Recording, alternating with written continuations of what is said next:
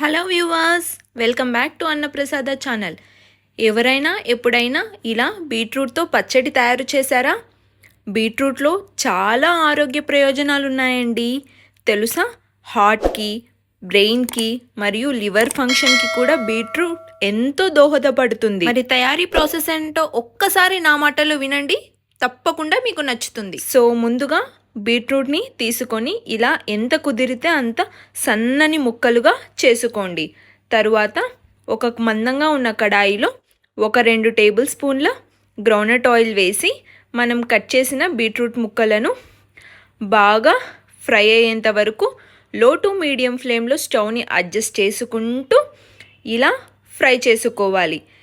ఈ కర్రీకి అస్సలు వాటర్ అవసరం లేదండి.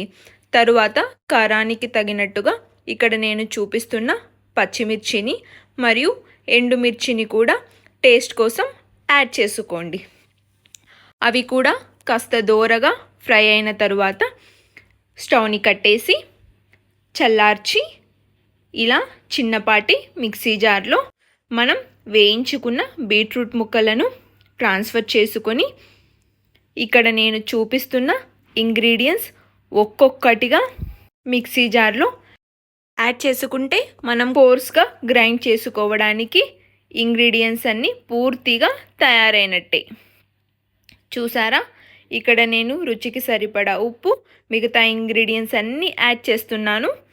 తరువాత మూత పెట్టి ఇలా కోర్స్గా గ్రైండ్ చేయాలి. మరి ఎక్కువగా గ్రైండ్ చేసుకోవాల్సిన అవసరం లేదండి. ఇలా కోర్స్గా గ్రైండ్ చేసుకుంటే నోటికి తగులుతూ రుచికరంగా ఉంటుంది. 2 నుంచి 3 రోజుల పాటు నిల్వ కూడా ఉంటుంది.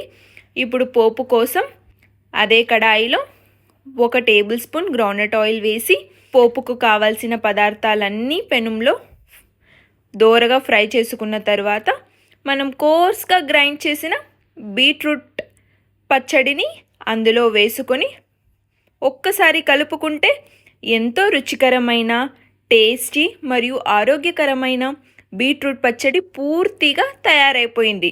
చాలా ఈజీగా అయిపోయింది కదా. బీట్రూట్ వల్ల ఎన్నో ఆరోగ్య ప్రయోజనాలు ఉన్నాయండి.